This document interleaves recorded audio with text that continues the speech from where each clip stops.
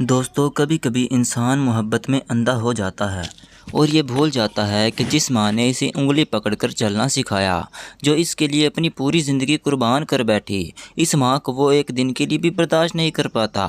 عمر کے سر پر نیا نیا عشق کا بھوت چڑھا تھا۔ پسند کی شادی ہو گئی تو بیوی کو خوش کرتے کرتے وہ حد سے گزر گیا۔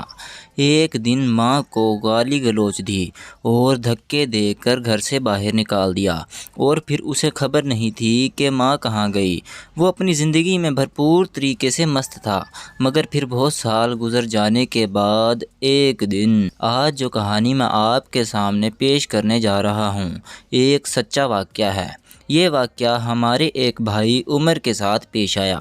عمر کا تعلق حیدرآباد کے ایک گاؤں سے تھا۔ ماں باپ کی شادی ہوئی، شادی کو 8 سال گزر گئے، لیکن 8 سال گزر جانے کے باوجود عمر کے ماں باپ اولاد کی نعمت سے محروم تھے۔ عمر کی ماں اور باپ دونوں کو اولاد کی بہت چاہت تھی، خاص طور پر عمر کی ماں بہت تڑپتی تھی۔ خیر، اس طرح انتظار کرتے کرتے 10 سال گزر چکے تھے۔ آخر کار عمر کی ماں نسرین نے ایک کڑا فیصلہ کیا۔ اس نے اپنے شوہر کی دوسری شادی کرنے کا فیصلہ کیا۔ عمر کا باپ لیاقت اس بات پر راضی تو نہیں تھا، لیکن اپنی بیوی کی خواہش اور ضد کے آگے وہ مجبور ہو گیا اور اس نے دوسری شادی کرنے کے لیے رضامندی دے دی۔ اور اس کام کے لیے عمر کی ماں نے اپنی دور پرے کی ایک سہیلی اور کزن کا انتخاب کیا۔ نسرین کی یہ کزن یتیم اور مسکین تھی۔ ماں باپ بچپن میں وفات پا چکے تھے اور چچا چچی کے در پر پڑی تھی۔ چچا چچی کھانے پینے کے 2 وقت کی روٹی تو دے رہے تھے، مگر جوان جہاں لڑکی کی شادی کی کسی کو فکر نہیں تھی۔ مفت کی نوکرانی ہاتھ آئی ہوئی تھی جو سارا دن گھر کے کام کاج کرتی، چچا چچی کے بچوں کو سنبھالتی تھی، اور خود سونیا کی عمر 35 سے 38 برس ہو چکی تھی، لیکن ابھی تک اس کی شادی کا خیال چچا چچی کے دل و دماغ میں بھی نہیں تھا۔ خیر، جب عمر کی ماں نسرین کو اپنے شوہر کی دوسری شادی کا خیال آیا تو اس کے ذہن میں فوراً سونیا کا عکس گردش کرنے لگا۔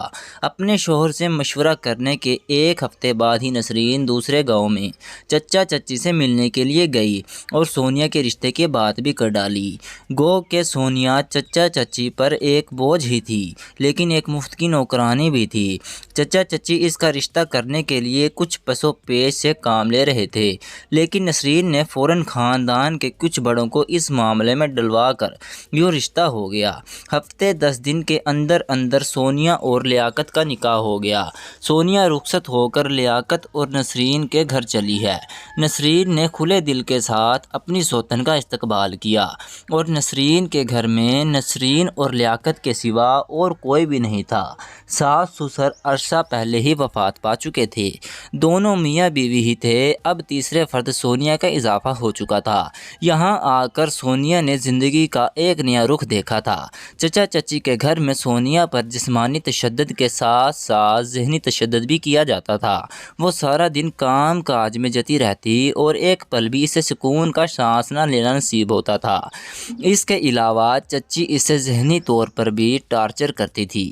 یہاں نسرین کے گھر میں آنے کے بعد سونیا کو یوں محسوس ہوا جیسے وہ ایک دم سے کسی جنت میں آ گئی ہے۔ سونیا کی نے جیسے سکھ کا سانس لیا تھا۔ وہ دل سے نسرین اور لیاقت کی عزت کرنے لگی۔ خود نسرین اور لیاقت نے بھی سونیا سے بہت ہی پیار محبت کا سلوک کیا، اسے اپنے گھر کا فرد سمجھا، اور یوں چھوٹا سا گھرانہ ہنسی خوشی زندگی بسر کرنے لگا۔ نسرین اور سونیا کو دیکھ کر معلوم ہی نہیں پڑتا تھا کہ وہ دونوں سوتنے ہیں۔ نسرین سونیا کی عزت کرتی تھی اور سونیا اس سے بڑھ کر نسرین کی عزت کرتی تھی، بلکہ نئے دیکھنے والے تو اکثر ان دونوں کو بہنیں سمجھ لیتے تھے۔ اور پھر وقت یوں ہی دھیرے دھیرے گزرتا رہا۔ شادی کو 3 ماہ ہی گزرے تھے کہ سونیا امید سے ہو گئی تھی۔ گھر کے تینوں افراد بہت خوش تھے۔ گھر میں ایک نیا مہمان آنے والا تھا، ایک ننھا مہمان جس کی آمد کے لیے اتنا عرصہ انتظار کیا گیا تھا۔ اور اب اس کی آمد چند مہینوں میں متوقع تھی۔ نسرین اور لیاقت سونیا کا بھرپور خیال رکھ رہے تھے۔ سونیا کو بستر سے نیچے پاؤں اتارنے نہیں دیتے تھے، اچھا کھانا پینے کا خیال رکھتے تھے۔ سونیا بہت خوش تھی، وہ اللہ کا شکر ادا کرتی اور نسرین اور لیاقت کو ڈھیریں دعائیں دیا کرتی تھی۔ اسی طرح ایک ایک دن کر کے دن گزرتے جا رہے تھے۔ آخر کار 9 ماہ کا یہ عرصہ مکمل ہوا اور سونیا کی ڈلیوری کا دن آ پہنچا، مگر یہاں ان لوگوں سے ایک غلطی ہو گئی۔ سونیا کو اسپتال لے جانے کی بجائے گاؤں کی دائی سے سونیا کا ڈلیوری کیس کروا دیا گیا، کیونکہ گاؤں میں یہی رواج تھا۔ بہت سے بچے دائیوں کے ہاتھ سے پیدا ہوتے تھے، لیکن شاید سونیا کی زندگی کے اچھے دن ختم ہو چکے تھے۔ سونیا نے گھر میں ایک بچے کو جنم دیا اور خود اللہ کو پیاری ہو گئی۔ گھر میں ایک خوشی کے ساتھ ایک غمی بھی چلی آئی تھی۔ نسرین اور لیاقت بھاری دل کے ساتھ اپنی اولاد کو ہاتھوں میں تھامے بیٹھے تھے۔ انہیں سمجھ نہیں آ رہی تھی کہ اس وقت وہ خوشی منائیں یا دکھ کریں گے۔ انہیں خوشی دینے والی وہ عورت دنیا سے جا چکی تھی۔ دونوں بہت ہی افسردہ تھے۔ سونیا کو سپرد خاک کر دیا گیا اور یہ بچہ جس کا نام عمر رکھا گیا، یہ نسرین کی گود میں پرورش پانے لگا۔ نسرین نے اس بچے کو جی جان لگا کر پالا۔ یہ بچہ تو سونیا کا تھا، مگر نسرین اور لیاقت میں اس کی جان بستی تھی۔ اس بچے کی خاطر تو نسرین نے لیاقت کی دوسری شادی کی تھی، مگر سونیا کو یہ خوشی کا دن دیکھنا نصیب نہیں ہوا تھا۔ خیر، وقت یوں ہی گزرتا جا رہا تھا۔ دھیرے دھیرے گزرتے وقت کے ساتھ عمر بھی بڑا ہو رہا تھا۔ وقت کے تقاضے کے مطابق جیسے ہی بچہ بڑا ہوا، نسرین اور لیاقت نے شہر جانے کی ٹھانی تاکہ وہ شہر میں اپنے بچے کو اعلیٰ تعلیم دے سکے۔ یوں انہوں نے گاؤں سے اپنا سب کچھ سمیٹ کر شہر کا رخ کیا۔ زندگی ایک نئی ڈگر پر چل پڑی۔ عمر دن بدن عمر کی سیڑھیاں چڑھتا جا رہا تھا۔ تعلیم کے مراحل طے ہو رہے تھے اور عمر یونیورسٹی جا پہنچا۔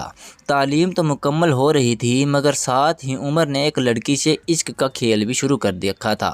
وہ لڑکی بہت ہی امیر خاندان کی تھی۔ اس کا نام کلثوم تھا۔ نسرین اور لیاقت کو عمر کی پسند پر اعتراض تھا، مگر وہ خاموش رہے، کیونکہ بیٹی کی خوشی کلثوم میں تھی۔ لہٰذا خاموشی سے دونوں نے منگنی کر دی گئی۔ 1 سال بعد جب دونوں کی تعلیم مکمل ہوئی تو عمر مائرہ کو بیاہ کر اپنے گھر لے آیا۔ عمر کی شادی کو 2 ہی ماہ ہوئے تھے کہ اس کا باپ لیاقت اس دنیا سے چل بسا۔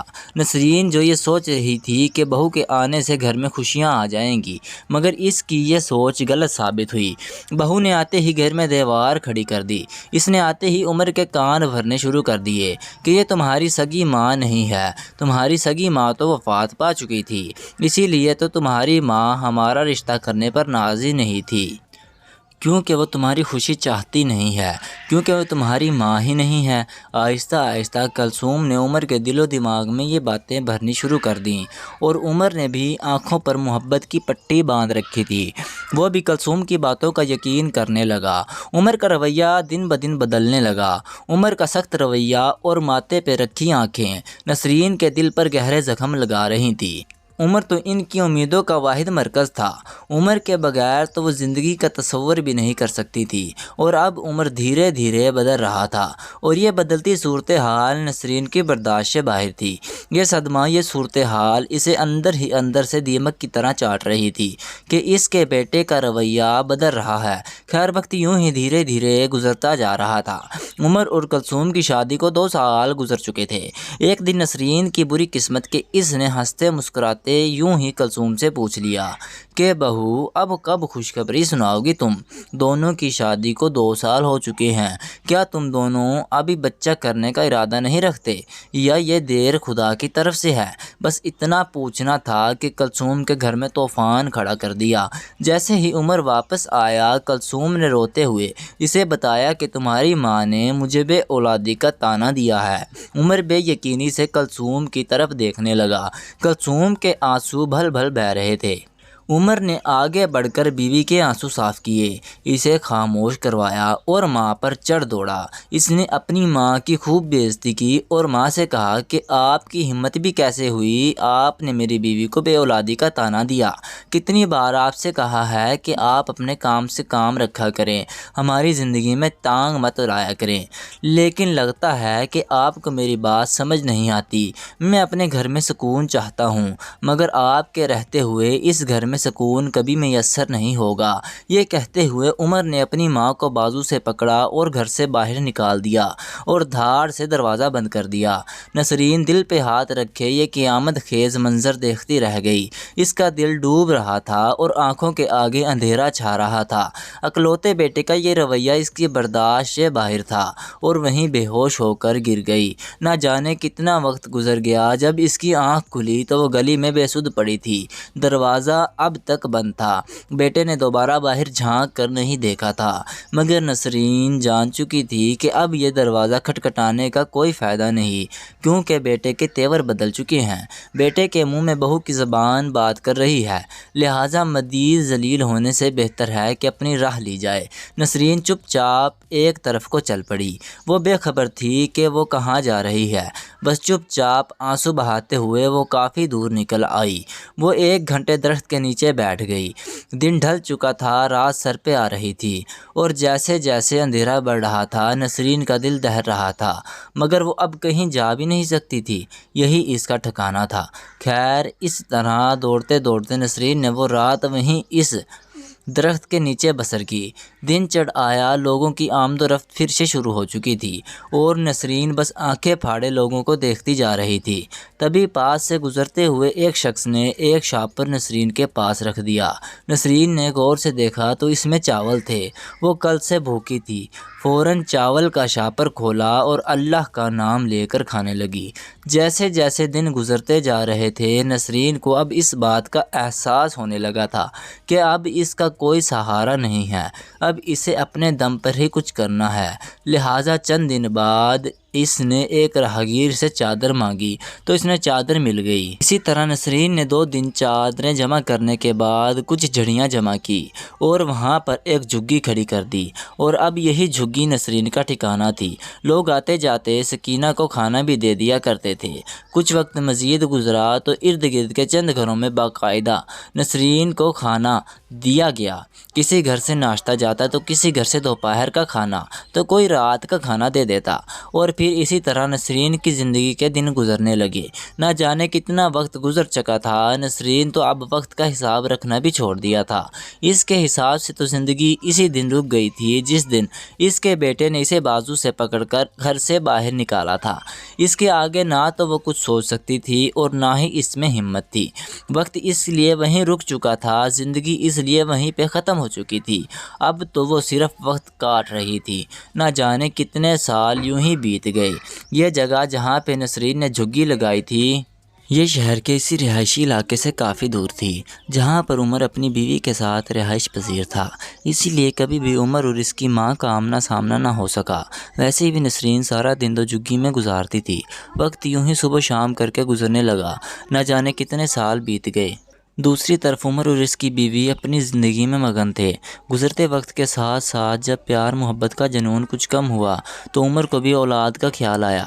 اس نے بھی اب گاہے گاہ اپنی بیوی کے سامنے بچے کا ذکر کرنا شروع کیا۔ وہ اکثر کلثوم سے یہ کہتا کہ ہمارے گھر میں بچوں کی کمی ہے، ہمارے گھر میں بچوں کے قحقے نہیں ہیں، ہمارے پاس اللہ کا دیا سب کچھ ہے سوائے اولاد کے۔ کلثوم کچھ لاپرواہ سی عورت تھی، وہ اپنی ذات میں مگن رہنے والی، اپنے آپ کو ترجیح دینے والی، مگر وہ عمر سے بہت محبت کرتی تھی۔ جب اس نے یہ دیکھا کہ اس کے شوہر کے دل میں اولاد کی محبت پروان چڑھ رہی ہے، اس کے شوہر کے دل میں اولاد کی چاہت کا بیج پھوٹ رہا ہے، وہ اب اولاد چاہتا ہے، تو کلثوم بھی بے چین ہو گئی۔ کبھی عمر کے ساتھ تو کبھی اکیلے وہ مختلف ڈاکٹروں کے چکر لگانے لگی۔ اس نے شہر کا کوئی ڈاکٹر نہیں چھوڑا، ہر اسپیشلسٹ کو چیک کروا چکی تھی۔ ہر جگہ سے ڈاکٹر تھیلا بھر کر دوائیوں کا تو دے پکڑاتا تھا، امید کا دامن بھی تھما دیتے تھے۔ ہر جگہ سے یہی جواب سننے کو ملا تھا کہ خدا کے گھر کی دیر ہے، اندھیر نہیں ہے، کیونکہ دونوں میاں بیوی صحت مند اور تندرست ہیں۔ بس دوا اور دعا جاری رکھیں، اللہ تعالیٰ کو منظور ہوگا تو دونوں ماں باپ کے عہدے پر فائز ہو جائیں گے۔ مگر اللہ کو منظور کب ہوگا؟ کیا بات تھی جو دیر کا سبب بن رہی تھی؟ گزرتے وقت کے ساتھ ساتھ کلثوم بے چینی بڑھتی جا رہی تھی۔ وہ جب اپنے ارد گرد نگاہ دوڑاتی تو وہ لڑکیاں جن سے شادی کلثوم سے 1 یا 2 سال بعد ہوئی تھی، وہ بھی ماں جات بن چکی تھی۔ کسی کے 2 بچے تھے تو کسی کے 3۔ اب یہ کمی گزرتے وقت کے ساتھ کلثوم کو چبھنے لگی تھی۔ وہ جلد سے جلد ماں بننا چاہتی تھی۔ وہ اپنی زندگی سے اس کمی کو دور کرنا چاہتی تھی۔ وہ یہ برداشت ہی نہیں کر سکتی تھی کہ عمر کا رویہ اس کے ساتھ بدلے، یا عمر اولاد کے لیے کبھی دوسری شادی کا سوچے۔ نہیں، یہ نہیں ہو سکتا۔ اس طرح مختلف جگہ پر چکر لگاتے لگاتے، دوستوں سے بات چیت کرتے کرتے، ایک روز کلثوم کی ایک دوست نے اس سے کہا کہ دیکھو، تم نے ڈاکٹر سے تو چیک اپ کروا لیا، تم پیر و فقیروں کے پاس بھی جایا کرو، اللہ کے کلام میں بھی بڑا اثر ہے، اور سنا ہے بعض پیر فقیر اللہ کے اتنے نزدیک ہوتے ہیں، وہ اللہ کے اتنے پیارے ہوتے ہیں کہ وہ دعا کریں تو انسان کے دن بدل جاتے ہیں، انسان کی قسمت بدل جاتی ہے۔ اللہ تعالیٰ اپنے پیاروں کو دعا اور کو ٹھکراتا نہیں ہے۔ کلثوم امیر گھر کی بیٹی تھی، پڑھے لکھے برائنڈڈ لوگ تھے۔ لوگ فقیروں پر یقین تو نہیں کرتے تھے، مگر یہ جو اولاد کی کمی ہے نا، یہ انسان کو سب کچھ کرنے پر مجبور کر دیتی ہے۔ کلثوم ڈاکٹروں کے پاس تو خوب چکر لگا چکی تھی، اب صرف پیر فقیر ہی رہ گئے تھے۔ لہٰذا کلثوم نے وہاں جانے کا فیصلہ بھی کیا، اور اب وہ اپنی دوستوں کے ساتھ مختلف جگہ پہ چکر لگاتی رہتی تھی۔ جیسے ہی اس کے ذہن میں یہ خیال آیا تھا، کلثوم نے عمر سے بھی اس بات کا ذکر کیا، اور اس نے بھی کہا کہ وہ بھی کلثوم کے ساتھ پیر فقیروں اور درگاہوں پر جا ہو سکتا ہے، کہیں سے اللہ تعالیٰ ان کی دعا سن لے۔ عمر نے فوراً حامی بھری۔ اس طرح عمر نے ایک دن اپنے ایک دوست تھے اس بات کا ذکر کیا تو دوست کہنے لگا کہ یہ بات بالکل ٹھیک ہے، میری بہن پچھلے 5 سال سے شادی شدہ تھی اور بے اولاد تھی، لیکن چند ماہ پہلے ایک خاتون سے دعا کروائی ہے، اللہ تعالیٰ نے فوراً میری بہن کی گود میں بھری دی۔ وہ خاتون کچھ نہیں لیتی، کوئی تعویذ اور گنڈے پکڑا دیتی ہیں، بس دعا کرتی ہیں، اور ان کی دعا ایسی قبول ہوتی ہے کہ اللہ تعالیٰ ڈوبتی نیا کو پار لگا دیتا ہے۔ عمر کی یہ بات سن کر رہ گیا، اور اس نے فوراً اپنے دوست عرفان سے کہا کہ مجھے اور کلثوم کو بھی اس خاتون کے پاس لے چلو۔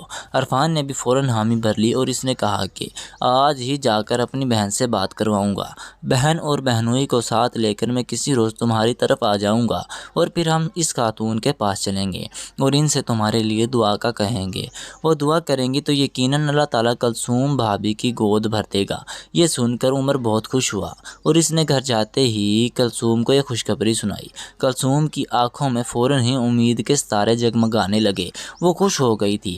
فوراً اس نے امید باندھ لی، اور فوراً ہی اس کے ذہن میں اس طرح کے خیال گردش کرنے لگے تھے کہ اس خاتون کی دعا یقیناً اللہ تعالیٰ قبول کر لے گا، اور اس کی گود بھی بھر جائے گی، جلد ہی گود میں بچہ ہوگا، اور نہ جانے کیا کچھ وہ اس بارے میں سوچنے لگی تھی۔